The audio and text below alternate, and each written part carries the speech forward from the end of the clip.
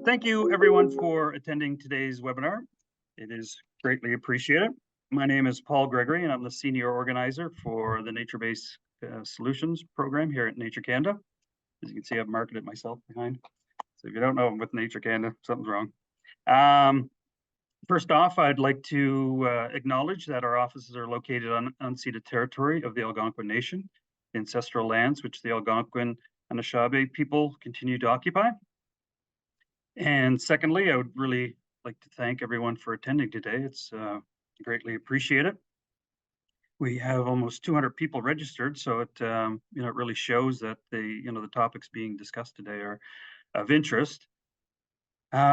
I was going to start with a joke because my father, being a maritimer, he said you got to start every presentation with a joke. So this one we found online, so it's not great. But so my email has been hacked, and that's the third time I had to rename my cat.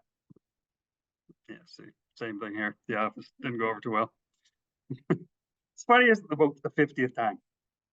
So first off, of course, many of the work that everyone does is in restoration, conservation, nature-based solutions is so very important. And it's tough, the work that we do. And so we're really looking at the solutions part of it and how to feel empowered to move this the work that you're doing forward. And by working with colleagues across the country, because I know that's so important that you're a lot of times you're in your communities, you're all alone doing these types of things. And so what we're really trying to do with these webinars is to bring the experts together, but then bring the participants together afterwards as well, so that we can learn from each other and have each other's back to to just support one another. Yeah, so today we're very fortunate to have two of the leading practitioners working on nature-based solutions in the country. Um, and yeah, so our first speaker is Joanna Eyquem, who is joining us from the UK. She's over visiting her parents, and happy birthday to your mother, because you said it's your mother. So it's 6 p.m. over there. So she's being very kind to us and taking time out of her family time to be part of this. So I'll just start with her bio. She's with the Climate Resilience Infrastructure Intact Center on Climate Adaptation out of the University of Waterloo. Joanna is an internationally recognized leader in climate adaptation, natural hazard management, and nature-based solutions, with more than 20 years experience in Europe, North America, and Western Africa. Her work focuses on practical measures to reduce flooding, erosion, and heat risk, in particular, working with nature and the financial sector. Joanna is currently leading efforts to maintain nature-based solutions, including natural asset management across Canada, and serves on several related boards and committees, including as vice chair of the board of directors for the Natural Asset Initiative. So yeah, I'll hand it over to you. And again, thank you very much, Joanna. I am forever in your debt. Thanks so much, Paul, and hi everybody, and thanks for joining us. So yeah, I'm really passionate about this topic, so hopefully that comes across. And what I've tried to do is this presentation is really to provide an overview of some of the resources that we have and kind of places that you can start for guidance to actually do this work. Because I think what I'm really interested and excited about is getting nature-based solutions in place, in practice, managing our natural assets better in a very practical way. So, I think, we've all talked about the problems that we're facing with climate change and biodiversity loss, etc. But we need to also talk more about the solutions. So hopefully that's what the presentation will contain for you. So I called it Nature-Based Solutions, Supporting Climate Action and Municipal Service Provision, really because I'm going to focus on the kind of climate adaptation side, but obviously nature-based solutions and natural assets also help deliver services to people. And I know Roy is going to talk about that in his presentation, so hopefully there'll be a nice segue into what Roy is going to talk about. And I would say this presentation is really kind of there's going to be a lot of information. And if you have questions or you want to follow up with me after, I'm more than happy to receive your emails. And so my contact details will be here. And the presentation itself actually contains many hyperlinks. So I'm going to make sure that Paul has the good copy with all the hyperlinks that work.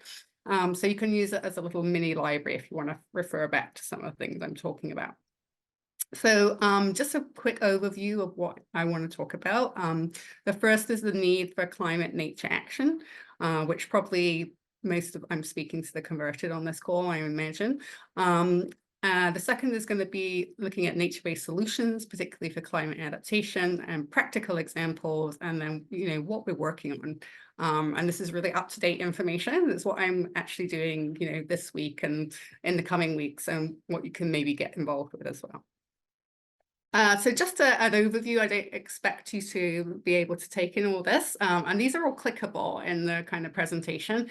So there's a little mini overview of what the Intech Center does. So the Intech Center is basically an applied research center at the University of Waterloo. And as you can see from this, we work on 3 main perils. So flooding, wildfire, and extreme heat. And as Paul mentioned, we also work a lot on natural infrastructure, and I personally work a lot on that file. And we also work with capital markets in the finance sector. So in particular, how to take into account physical risk, physical climate risks, and also how to, which the conversation on natural capital as well. So that's kind of an overview of the different kind of dossiers we work on. And all of these resources are available for free online. That includes all the infographics, for example. We've got everything from infographics for the public to kind of more research-based reports, and a lot of municipal kind of focused, like community-focused resources, and they're all, we just want people to use them. So I spent actually a lot of my time telling people about the great resources that we have to try and increase awareness that they're there and they're there to be used. So so that's a big plug for, please check them out, basically. We're not seeing your slides. You don't see my slides? No. Oh, this worked earlier, huh? Let me try that again.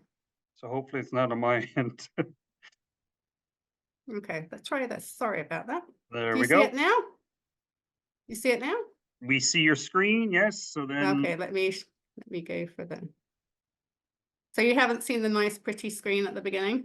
no. Oh dear, I spoke nicely about this. So I think we can skip through that one. Sorry, this is recording as well. So there's the agenda, fine. which I did run through. You used to work with me. So this is the mini library that I was just trying to talk about. So sorry that didn't make any sense because you couldn't see the image.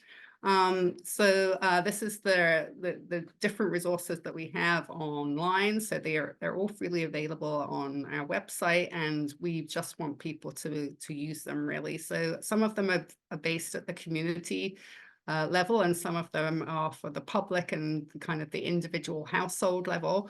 And if you want advice on which you should be using, do feel free to reach out. But I just wanted to kind of provide that, and this is clickable. So when you get the presentation, you can click on each of them and it takes you directly to the report. Also available in English and French. So in case we have people who are Francophone on board, we very much aim to be bilingual. We're very present in Quebec as well. So everything is available in French as well. So in terms of the topic that we're talking about, we're going to focus on natural infrastructure or natural assets, nature-based solutions. And I wanted to start really with this image, which comes from the natural asset inventory and originally from the city of Calgary, which really tries to kind of convey what natural assets are in comparison to some of the other types of assets we might think of. So natural assets are really ecosystems, or kind of in their more natural states. So things like forests or wetlands, grasslands, rivers, those kind of natural assets. Enhanced assets are things that have been modified. They might have been degraded and restored. They might be constructed, things like constructed wetlands or naturalized spaces, green space, restored riparian areas, things like that. And then more engineered assets being things that kind of include vegetation or mimic natural processes, but are essentially engineered systems. So things like green roofs or bioretention swales, permeable pavements, things like that. So that's kind of what we have in as a definition. So natural assets being at the left side of the screen. And natural infrastructure is essentially kind of a set of natural assets that deliver infrastructure outcomes, and that's how I think about it. And I think that's important when we're framing what we're talking about, because actually green infrastructure is a term that has been very widely used in Canada to include both things that are actually green, but also things that reduce emissions. So, you know, public transport projects have been called green infrastructure, for example. So, yeah, I wanted to be clear what we're talking about, more on the kind of natural asset and ecosystems side when we're talking about natural infrastructure. And you can see here is the definition. I'm not going to read it out, but that's the definition from the natural infrastructure framework. So, yeah, so if you want to refer back to that, that provides a good basis. So nature-based solutions and climate adaptation, I always try and frame it in really the fact that it's not just to tackle an environmental issue, as in something that is environmental is somehow separate from us. So this is the newly updated graphic for insured losses in Canada. So you can see that for last year, the insured losses were just over $3 billion, mainly due to wildfires and Nova Scotia floods. So basically you can see that, you know, extreme weather risks are actually a, you know, pretty significant financial issue, because this is just what's insured. What is uninsured, you can see here, $1 in insured loss is equivalent to about $3 to $4 of uninsured losses that are incurred by governments, businesses, and individuals. So the $3 billion is likely more like you know, $9 to $12 billion. That's it actually has cost Canada in terms of extreme weather events. And underlying this curve, obviously, and the increase is the climate is changing, but also we have degraded our natural systems. So we've kind of chipped away at the natural resilience that we may have had to extreme events. So, you know, it's not just due to climate change, this increase that we're seeing, it's also due to things like you know, how we've managed our river systems and how we've built on our floodplains and that kind of thing. The other thing I would say is that not all losses are financial, obviously. So this graph doesn't include, for example, the losses of lives to extreme heat or kind of impacts on people's mental health of climate events. And those things obviously are very important and have a big impact on our society as well. So it's not just an environmental issue that's somehow separate to our lives. In terms of responding, I'm a geographer, and I like maps and kind of time and space are kind of the different scales I think in. So I like to think that adaptation is required at different scales. So everything from an individual to looking at buildings, looking at communities as in collections of buildings, right up to the river basin or the coastal cell or landscape scale. And I would say that in Canada, a lot of the guidance that we have and standards that we already have are focused mainly at the kind of building or community scale. But what we do see emerging, particularly importantly, looking at nature-based solutions, is emerging guidance, and a lot of what I'm working on is at the river basin or kind of that larger strategic scale, because we need to work at the scales that nature works at. If we actually want to implement natural solutions, we need to work at natural system scales, because you know, natural systems are interlinked and interrelated. So I think that's something that is very much where we're working in Canada and where we need to work as well. Things are rapidly evolving. So this is a bit of a snapshot of some of the guidance that's come out since 2001. So you can see that we actually have international guidance on natural and nature-based features for flood risk management, for example. We've also got a report from the National Research Council looking at the state of play in Canada for that. So that's a pretty good first reference guide. At the Intech Centre, we've been working on looking at natural infrastructure solutions for our coasts, also for urban heat, so looking at how we work with nature in our cities, and at the watershed scale. So if you haven't read these publications, I reckon they're designed to be very digestible to people who are not necessarily have existing technical knowledge in those areas. So hopefully they can help. And I've also highlighted the guidance that was produced by the Natural Assets Initiative, which is specifically aimed at engineering and geoscience professionals, because being a geoscience professional, I really appreciate that we have guidance for those professionals on natural asset management. So I think that's also, I wanted to flag that one. In terms of how natural and nature-based solutions work, I mean, here you see this is one of my favorite diagrams, actually. So it actually really helps to see how, nature-based solutions, it's not just one solution in one place. We often need to kind of, combine a combination of different solutions from the upstream to the downstream to get the management result that we want. So we're ultimately aiming from a flood risk and erosion perspective to store water, to slow down water, to reduce the volume of runoff, so help water to infiltrate into the soil, to reduce soil and river erosion. And those can be all kinds of things like, better managing our floodplains so that we actually, if we've disconnected some floodplains where actually we have space for flooding, reconnecting those floodplains to reduce flood risk downstream, for example. It really is, it's not just a one solution in one place, let's look at where we have the flooding and do something there. It's really kind of trying to make sure we're looking upstream and looking at interconnected solutions. Natural assets and reducing extreme heat, obviously in our cities, is obviously where we're most vulnerable to extreme heat because of the urban heat island effect. So one of the solutions to reduce that effect is to make sure we have a good blue-green network that is helping us to stay cool and helping people to get access to cooler air and shade. So that's also an important service.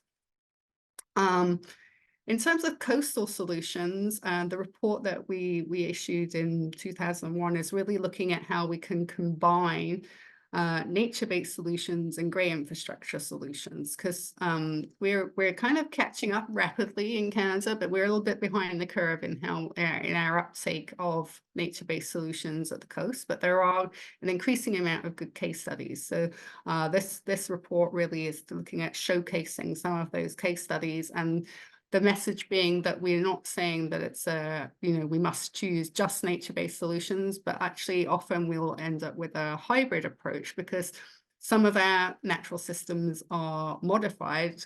And if you actually, a nature-based solution alone is not actually feasible. If, for example, you don't have the correct sediment supply, your beach won't stay in the right place unless you stabilize it with some kind of grey infrastructure. So often we end up with a combination. So that's one of the key messages from that report. And then in terms of rivers, we looked at working at natural system scale and how we do this across Canada. And it's really clear that it depends on which province you're in as to how effective our watershed management is at the moment, because we're very piecemeal in our approach to watershed management. But we do have good best practices in Canada that we can learn from, and we've tried to showcase some of those best practices in this report. But a lot of the funding that we actually see from kind of federal, provincial governments actually does go to the municipal scale. And what we want to see really is municipalities working together to tackle river flooding and with their watershed management organisations as well, where they exist, particularly, for example, in Ontario, the conservation authorities, as tackling river flooding really needs to be done at the river basin scale. And then another key message there, which I'm sure everybody on the call is probably on board with, is that we need to routinely consider nature-based solutions for flood and erosion management alongside built infrastructure solutions. So this goes to kind of, how we consider the benefits of nature-based solutions that, deliver a lot of services that great infrastructure solutions do not deliver, so that we're making a sound economic decision at the end of the day. So those are some of the key messages of those reports. I'd like to move on to give a few examples of some of the projects that you might want to look up a little bit more, or hopefully find inspiring in Canada. So one of the sites that I've had my eye on since I moved to Canada in 2009, it's really has taken like 20 years to get this far, is the River Don mouth in Toronto. Basically, it's a huge site that was more contaminated land and a lot of flood risk. So this site is being, there's still, I think they let the water in actually just recently. I've been trying to keep track of where they're up to with that. So they're still working on the site at the moment, but essentially it's a naturalization of the River Don mouth to reduce flood risk, but also to completely revitalize the waterfront here and provide additional access to green space. But the whole project has been, the channel has been designed by a geomorphologist. We've got wetlands in there. There's benefits for people and for nature. And if you get a chance to visit this site, I would say it really helps to kind of provide some inspiration of seeing action on the ground in terms of nature-based solutions. So if you do fly into Billy Bishop Airport, you get quite a good shot of the site. So you can see this is the site in March last year. And then we were lucky enough to visit in April, so you can see some of the other photos that we took of some of the plantings and the wetlands that you can see taking shape here. So it's a large project and will really help reduce flood risk while actually also really revitalizing the area and providing benefits to nature. So everything we want from a nature-based solution. And if you want to look at what the Portland's project website says, you can see that there's multiple objectives. We're achieving much more than reducing flood risk with this project. So it's access to the waterfront, protection from the effects of climate change, improving the natural environment, but also jobs and economic growth and regeneration, essentially, of what was essentially a degraded area of land previously. So, so hopefully that there's a lot more information on this project. So do have a dig. At the kind of, so we've gone down from kind of a watershed scale to a kind of project level scale. We also have tools for residents. So I think, nature can provide a way of reducing climate risk, even at a lot level scale. So in this infographic, for example, we've combined some of the actions that we can take to reduce heat and flood protection, because actually heat and flood protection actions often are very complementary, because at the same time that we're soaking up water and reducing flood risk, we're actually also reducing the urban heat island effect or providing shade. So things like maintaining our existing shade trees or making sure that we're not paving over our entire driveway and we're actually reducing paved areas on our property. So this infographic is available to any community that wants to use it. We're happy to work with you, basically. I think we've up to about 40 different communities who are now using this, and some of them have rebranded it or recolored it or put their own photos. Essentially, so long as the information is getting to the people, we're really happy to work with you. But the approach, obviously, for wildfire protection is quite a lot different, because there we're actually trying to reduce the presence of things that burn near the house. So it's things like mowing your lawn, so it's quite short, and removing conifer trees that are close to the house, and making sure that branches are pruned to within 2 meters clearance. So it's not the same approach depending on which risks you're facing. Just a little bit of going to the natural asset management and kind of like how we document the value of these climate adaptation services, for example. And this will lead into what Roy is going to talk about with you. So we produced together this report, Getting Nature on the Balance Sheet, in 2022, I believe. So basically, and even since this report, the numbers have gone up. I think it was 90 local governments, and now it's over 120 local governments are already managing and valuing natural assets. And our largest cities are on board, and that means people like Montreal, Toronto, Vancouver, Mississauga. People are excited and looking at this, particularly now that TNFD, the Task Force for Nature-related Financial Disclosures, has been published. And essentially, cities are already documenting natural assets in their note disclosures. So I've been trawling through people's financial statements, and I found several references to natural assets and the value of the natural assets in the note disclosures, not in the sustainability report, but actually in the financial statements. So that's really encouraging.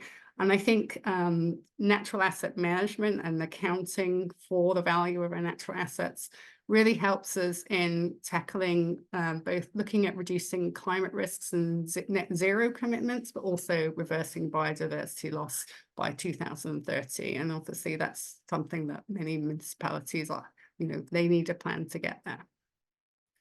So there's 3 key recommendations in this report. The first is to really kind of enable us to account for natural assets. So we need to reverse the exclusions that we currently have, and that's something that Roy and I are working fairly heavily on. And the second being to establish national natural asset guidance and standards so that we're doing it in a consistent way across Canada. And the third being to engage financial institutions as well in this conversation, because I think there's a certain level of action that for the public sector, but the private sector also needs to invest in nature.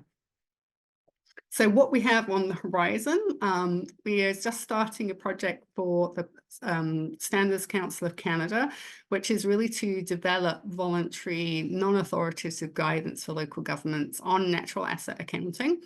And that will be involving people like Public Sector Accounting Board, CPA Canada, and a whole host of municipalities. So if you're interested in that, please do get in touch. That's something that's starting, I think it started last week. So very kind of new. We've only just had the kickoff meeting. So we're currently kind of, we'll be publicizing the fact that it's happening because it's going to be an official workshop agreement, so publicly available. So that's something that you might want to get involved in. We're also at the Intech Centre working on shoreline management planning guidance with Standards Council as well. So that's looking at how we strategically manage flood and erosion risk around our coasts according to coastal cells. And some of you may have seen that Prince Edward Island have actually accepted just recently that they will be managing their coast in 17 different shoreline management planning cells. And the idea is that this guidance will be something that they can use to go forward and make those shoreline management plans. So that's quite exciting because we can see an immediate application of the work that we're doing. And then the third thing to just say is that we have a municipal flood risk checkup that we will be launching in March. So that basically is a quick tool, 50 questions for municipalities to answer, including their approach on natural asset management, but so that they can assess their flood exposure and flood preparedness.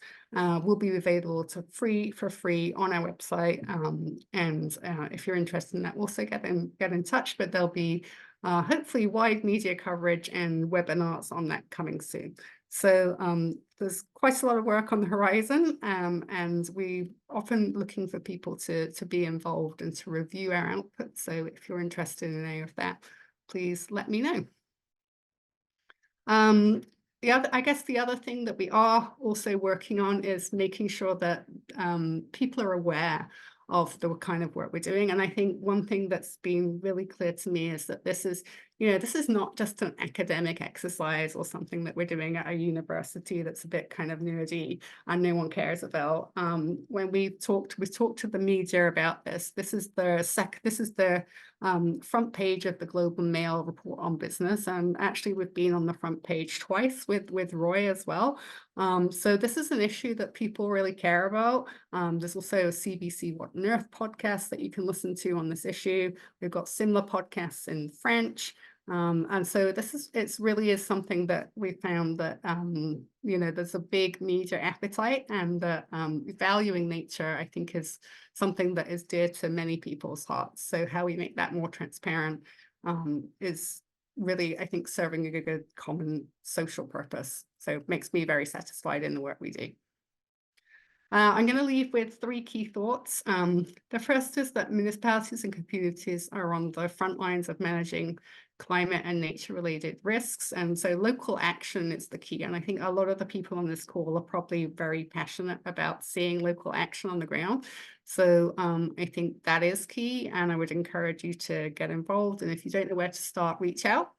To me, adaptation involves risk management. So we already have practical tools that are available for that, but also maximizing benefits, because we don't want to just reduce risk. We actually want to make life better. And I think nature-based solutions is one way of doing that. And then how making the value of nature services transparent can really help us make better economic decisions and restore our relationships with nature and with each other. So that's what I'm going to leave you with, and hopefully I wasn't too far over time, and I'd be happy to take any immediate questions. That's great. I'm really impressed with you guys. Like, just the level of sophistication and the documents and the resources and the level of sophistication is like, it's nice to see, because sometimes, like, we're at 422 parts per million, and so that can be depressing sometimes, like looking at just where we're at. But to see just the level of sophistication, like the amount of groups you guys are working with that, are the professionals that are embedded within these municipalities, like even like you seeing where the climate file has been going, like, they're getting really into the weeds now, like looking at the embedded carbon and like just the level of sophistication. So I'm just really impressed with you guys with the level of sophistication. So do you see any questions there, Jason? I have one that I know. Do you have any resources specifically about drought? No, we don't actually address drought specifically, because what we've decided to do in the Intech Center is really focus on the key perils that we think are the most important. So we've focused on flood, wildfire, and extreme heat, but we're not the answer to everything. So, but yes, drought is something that we see getting worse as well, particularly in the prairies, for example. And nature-based solutions is definitely something that can help. So I would encourage you to find out more about that. I don't know if Roy has anything that he can add on that, but yeah, we don't specifically target drought at the moment. Yeah, and I can look into it as well. Do you have anything on drought, Roy, if you want to add? Why don't I come back to it over the course of my presentation? I think that might make most sense. Okay. And then one, Joanna, was the links in your presentation. So I think I will try to pull those out and have them in the follow-up letter afterwards. Yeah, if you want, so I normally PDF the presentation, and then they can all be clicked normally in the PDF if that works for you. Perfect. So I know, do you see any other questions, Jason? Okay. So if that's it, again, I know you want to go because it's your mother's birthday. So, and again, thank you so much for. Thanks for hosting me. And again, if anyone wants further information, I think Paul will probably send my email around after. So feel free to reach out. I'm there to help. Yeah, and in the invite, there was all your social media links as well and your contact information. So it's Zoom does a nice professional job of having everything to. Yeah, and if you're not on LinkedIn, it's definitely worth following Joanna because she's very active and I'm very enthusiastic on LinkedIn. Well, it keeps me up to date. Like, that's how I stay up to date. Let's see what's Joanna doing. Great. So, Thanks so much, Paul. thank you very much. Again, greatly appreciate it, and I'm sure we'll hear great things in the survey about your presentation. So our second presenter is Roy. Brooke is the Executive Director of the Natural Asset Initiative, a national nonprofit that works with local governments and others to help them understand, account for, and manage natural assets on a critical part of resilient infrastructure systems. During the 90s, Roy served as a political advisor to Canada's Environment Minister. He then worked with the United Nations for approximately a decade. That included roles in the World Health Organization, the United Nations Environmental Program, and the UN Office for the Coordination of Humanitarian Affairs. During this time with the UN, he was based in Geneva, Switzerland, and later in Kigali, Rwanda. There'd be some stories there, where he was the UN EP's Environmental Program Coordinator. Roy also served as Director of Sustainability for the City of Vancouver between 2011 2013. So I know there's a number of municipalities on this webinar, so it's always nice, I know from my experience at the Federation of Canadian Municipalities that peers love learning from peers and to have that experience. So I will pass it over to you, Roy. Thank you very much, Paul. First, just as a small point of clarification, I was Director of Sustainability for the City of Victoria, because if there's anyone from Vancouver listening on the call, they'll be thinking, man, that guy had a low profile. Yeah, I was actually Victoria.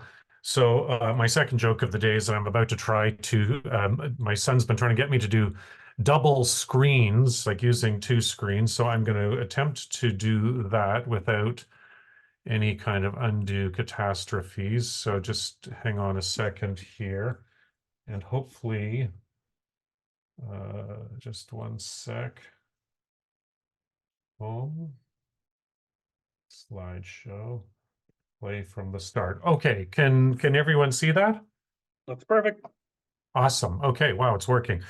All right, so my presentation will pick up substantially where Joanna's leaves off. I'll be talking about a practice or an approach called natural asset management. You could think of it as a subset of this broad category of nature-based solutions that she was describing. And I think it's also a little bit of a counterpoint to her observation that Canada is behind on nature-based solutions. Canada probably is behind on nature-based solutions, but Canada is not behind on natural asset management, which is what I'll be talking about. We've done presentations at the World Bank, the European Commission, and in the States, Australia, South Africa, and people will, I'm sure, start catching up very fast, but Canada's still miles ahead of the pack. So I will be talking about the following things. What's natural asset management? Why do any of you care?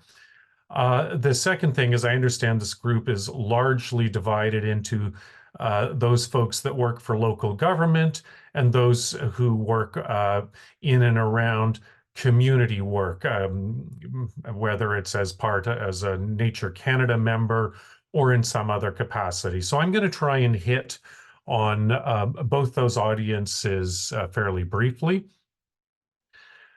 This is a rather busy slide that probably needs to get cut back down to size, but I'll work through it and say that natural asset management, it can really be distilled into a few ideas, a few big ideas, none of which by themselves is especially earth-shattering. The first idea is that nature, a forest, a wetland, a riparian area, nature provides a wide variety of infrastructure and non-infrastructure services. So for example, a wetland, it might provide services such as flood risk reduction, just by virtue of its existence, by virtue of its ability to store water. It might provide different people with benefits like stormwater management, flood risk reduction, aquifer recharge, drinking water filtration. That same wetland might also provide a wide range of what I would loosely call non-infrastructure services. Maybe it's a nice place to walk. Maybe it's a great spot for bird watching, for social, recreational purposes. It undoubtedly is a source of carbon and storage and sequestration. So that's the first kind of main idea behind this work. The second idea, which really runs in opposition to the first one, is that to the extent that most people, most of us, are thinking about nature at all, we're thinking about it quite narrowly as a green or a recreational or a social amenity. This tends to predispose us to think about nature as a bit of a beauty contest where we get excited about those things that we subjectively deem to be beautiful and maybe less excited about those things that are, quote, less attractive or ugly. Practically speaking, at a local government level, and I'll pick on them, but the point applies more generally, I'll pick on local governments because that's really the front lines of land use management. It means that today, tomorrow, last week, every hour of every day, there's zoning, planning, investment, subdivision, all kinds of decisions grinding ahead that at best have a fairly narrow conceptualization of the services that nature is already providing to that local government and of the impact of these various decisions on nature and how those decisions might affect nature's ability to continue to provide stormwater management, aquifer recharge, whatever it happens to be. And these decisions, they may not be dramatic. They can be smaller, cumulative types of things that are going on right now, and I certainly know where many of them are in my own area, going on at any point in ways big and small across watersheds wherever we live. And once nature is gone, it's gone. Yes, it can be rebuilt, but not to its pre-existing state. So that's the sort of the second big idea, is that we're really thinking about it fairly narrowly, and that matters. And the third idea is that this gap between the services that nature can provide and how we act on that fact has a lot of consequences at a really high level. And I'll zoom way out for a second. There is no way that we reach 2050 net zero targets without healthy, biodiverse, and connected ecosystems. That's a singular challenge. That is not two separate challenges. There's no way we hit 2030 targets without healthy, connected, biodiverse ecosystems either. And in both cases, this implies a really dramatic scale up in nature-based solutions or means to protect nature and the services it provides. And all of the evidence will back me up on this, even if Netherlands or anyone else is further ahead of us. Globally, nature-based solutions are small, disconnected pilot projects. That's the OECD I'm quoting there, but other things other sources will back up that point. So we really need to find scalable ways to increase nature-based solutions if we're to hit those high-level targets. So that's the big picture stuff. Drilling right down to the ground here, wherever you live, wherever I live, every time you step out of your house, you're walking in, around, or over aging infrastructure. Much of our stock was put in the ground 50 or 75 years ago. It hasn't always been well maintained. It's aging. And that's the stuff you can see in the top right-hand part of the screen. Fully a third of Canada's infrastructure is in very poor to only fair condition. At the same time, we have climate change not as some notional risk, but disrupting our very lives in real ways. Here in British Columbia, you've got entire towns like Lytton almost being taken off the face of the earth. Our Trans-Canada Highway being washed out for days here in Victoria. The one highway that goes up island was washed out for some time with, what were once thought to be 1 in 100 year returns that are now happening more or less frequently. And the point is, we cannot, local governments cannot, as they collect 10 cents on the tax dollar, simply build everything bigger and bigger and bigger, using only engineered solutions to continue to deliver services in a changing climate. It's just not going to happen. So what I would argue, what I would put to you, is that if we think about nature differently, if we understand it as being central to any resilient infrastructure system, if we see it as something that can be protected, rehabilitated, as something that is, delivering services that all of us can rely on, then we don't simply have to try to build our way out of this. So that's all sort of the backstory. Now, sort of moving ahead, what does all this stuff mean practically? Well, the origin story, if you will, of our work, of the Natural Assets Initiative work, was in Gibsons, a small town in BC, maybe 5 or 7 years ago. Basically, they were going about their business. Actually, sorry, before I go into the origin story, I should add, very importantly, one thing that really makes natural asset management possible, and what makes this work relevant and more than sort of a collection of interesting ideas, is the fact that all public sector entities in Canada, whether they like it, whether they don't like it, they must adopt modern structured asset management principles.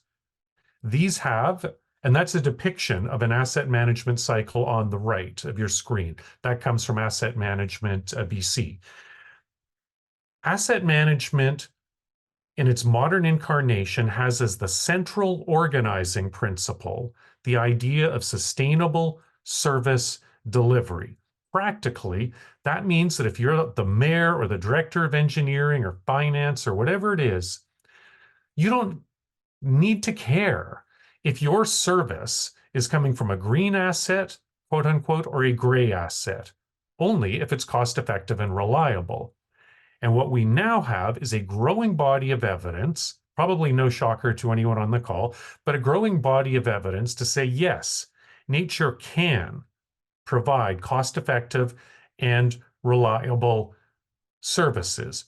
Moreover, we can also demonstrate that asset management systems, which local governments have to do anyway, remember, are a useful tool, a useful approach to think about and to conceptualize the better management of nature. So what this means is that we're not showing up to local governments and saying, hey, folks, I know you're really busy and you've got a housing crisis, but guess what? I've got a new problem for you to worry about.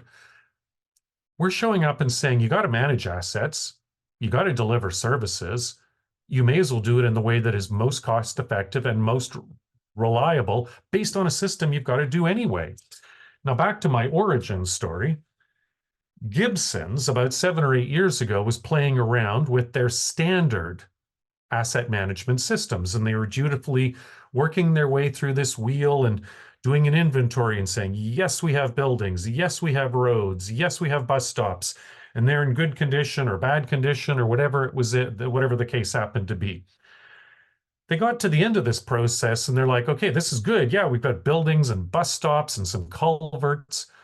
But the one thing we haven't noted in here that we're sitting on is our aquifer.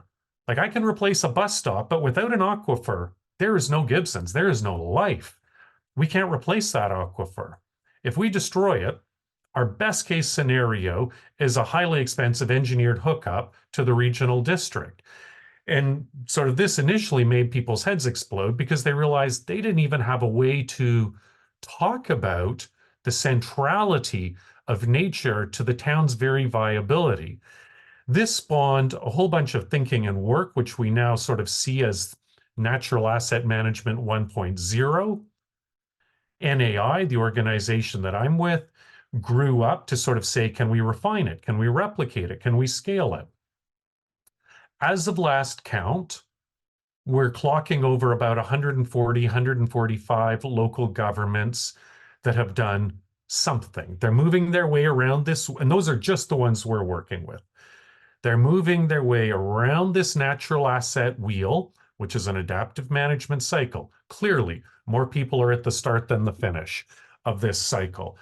So I just mindful of the time, I won't have a ton of time to go into detail there, but it's the good news is that it's gone from one example to 140 examples in a short space of time. The bad news is there's almost 4,000 local governments in this country, to say nothing of ports, airports. There's hundreds of First Nations, and that's a whole vital separate topic that I'll only briefly be able to engage, but it's a key one for us. So we are also recognizing the importance of making this a broadly based practice. We're also working at the level of rules for the game. Some of it is the stuff Joanna talked about, getting nature recognized in financial statements. And you can hit any one of these QR codes to see the underlying document. There's now a national standard for part of the methodology, the inventory part. It is not an NAI methodology. It is a CSA, or sorry, not an MNAI standard. It is a CSA standard. They've been an accredited standard setter for 100 years. We co-chaired the technical committee, but it's clearly a national standard. That means that all inventories done to this are comparable. We've also done work with professions. This is the thin edge of a wedge here with the BC engineering regulators. Lots more stuff I could be talking about here, but in the interests of time, I'm just going to steam ahead. So if you're sitting in the audience today and you're thinking, okay, I'm a local government, where do I start? Well, we do these things. They're heavily subsidized. The focus is in Ontario and the Maritimes. It's sponsored by or subsidized by intact public entities. They're basically roadmaps. The products that come out of these don't look really good. It's a couple of pages, but that's not the point. The point is that it gets people together who are usually uncomfortable bedfellows, maybe the engineering folks and the biodiversity folks, to say, hey, there's actually something we're all interested in here, and it's cost-effective and reliable service delivery. That's a couple of $100. You could do a lot worse than to sign up for that. We still have some spaces. What's the rationale for not doing that? I guess I would ask, to put it in the rhetorical. We can also do, as a very low barrier thing, natural asset inventories. Again, there's now a standard for these. These take a couple of months generally. You get something that's fully compatible with your existing asset management systems. You get a dashboard that shows condition, risks, all the stuff you can see at the left.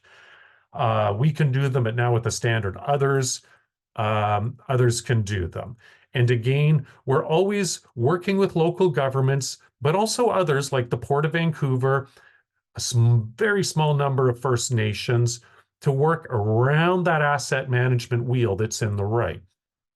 Now, community groups, understanding that you are part of the audience here, I would say a bunch of things.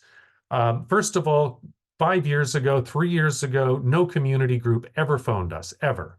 Now we get calls, not all the time, but fairly consistently, community groups saying, hey, I've heard of this stuff. I'd like to speak to my council about it. Do you have any resources? The world is changing. I think it's changing because all of us have windows, can look outside and see that the world is changing in terms of floods and risks. And I see definitely an anecdotal trend that community groups are getting more engaged around natural asset management. And I would say many of you are probably already doing nature-based solutions.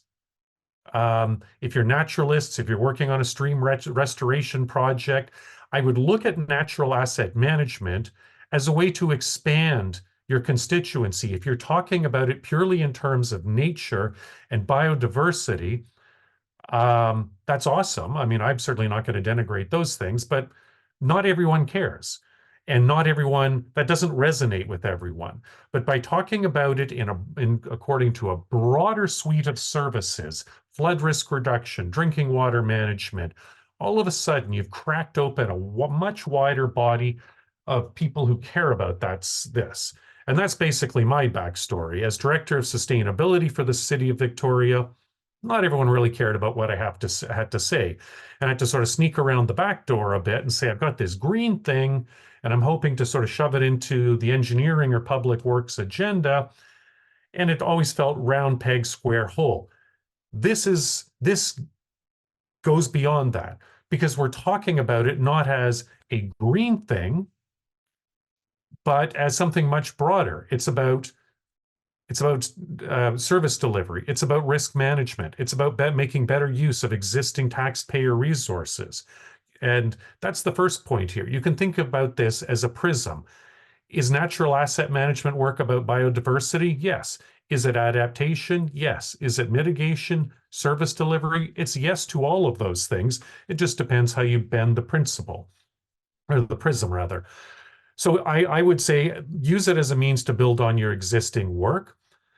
Statutory processes, by this I mean at any given time, there's probably 100 community plans, subdivision and development bylaws, something is being recut in your community. There is a chance to weigh in on those, and if you don't, you get what you get. But if you weigh in on those and talk about natural asset management, you may get a different result. We've seen that on the ground. Last couple of quick points. Councils come and go, staff come and go. The people in the community, they're there for generations. And sometimes we see in a local government champions getting stranded. They're working their butts off on this stuff, but the council's may be gone or something's happened.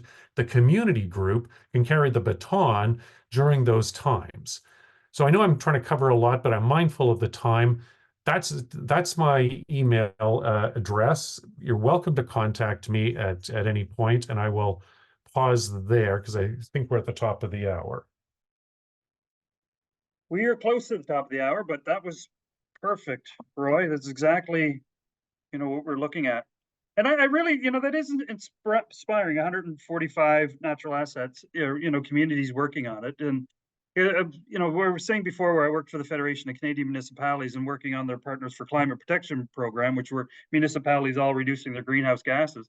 And there was like 40 some municipalities back then, and now it's over 500. So, I guess where I had that, context of over 20 years, like I'm hopeful for that. But yeah, that you really nailed it, where, just how to amplify the messages, how nature groups can get involved. And really that's what this whole webinar series is about, is how to get involved with nature groups, and, to be working with Roy and Joanna, having that expertise. Like it's really, it just feels really good to know that we're connected now with the experts on this, because, we'll line them up and you can knock them down, sort of thing. So, so Jason, do we have any questions we could ask Roy before the end? We got one. I see one that I can hit. Okay, perfect.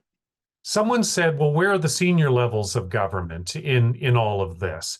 And that is such an important point, because the bottom line is the provinces and the feds have a lot to say about this kind of stuff.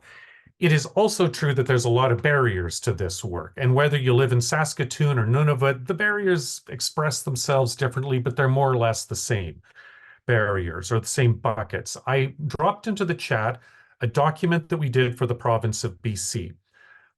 They, I think, are the furthest ahead at a provincial level in saying, hey, where are we tripping you guys up? And this document helps to answer that question. We're hopefully meeting the ministers responsible fairly soon. We're now going after, and I mean that in a collaborative way, the federal government, because there's lots of stuff they could be doing. And we've got a bit of a list. We've got now some money for some what amounts to government relations support in Ottawa. But finally, if we don't get the feds and the province on board, this work will stall out in 5 years. If you think of a bell curve, you'll get all the you'll just pass kind of early adopters. You'll get 15 or 20% of the bell curve, and then it'll begin stalling. So yes, you must get the others on board. That was perfect. So we are at time, which I really have to go back to, my colleagues and start talking about the format, because I apologize to the participants not leaving enough time for Q&A, and that's totally on me. So Can I say one more thing? yeah, for sure. Someone said this needs to be top down. Look, I think that's an oversimplification, and I don't agree. I think it needs to be both, because if we had never done all the grassroots stuff, I'll call it grassroots, but the local government stuff, and then we just gone to the feds and said, hey, you guys need to do a whole bunch of stuff to enable local governments to manage their natural assets better, they would have said, never heard of this. Don't let the door hit you on the way out. You have to have both. This is systems change. This isn't simplistic stuff. This is systems change. So it's not just about one entry point. It's about the interactions between a variety of different players on the field. And if you're just focused on the goalie or the attacker, forget it. Perfect way to wrap up. Thank you very much, Roy. Greatly appreciate it. And yeah, I look forward to continuing this relationship and working with the nature groups, and a lot of matchmaking happening here. So so yeah, greatly appreciate it. And again, thank you everyone for attending. I will be sending out follow-up letter, of course, with a little survey, if you wouldn't mind filling out, because then that really helps us focus in on how to improve these and what you're looking for the next webinar series. And yeah, and then I can, if different questions, I can start doing some matchmaking there with Roy and Joanna as well. So again, thank you very much for attending. Thank you very much again, Roy, and thanks, Jason, for being my wingman on this. And look forward to the next one. Thank you very much, everyone. Thanks for the opportunity. Thanks, Roy.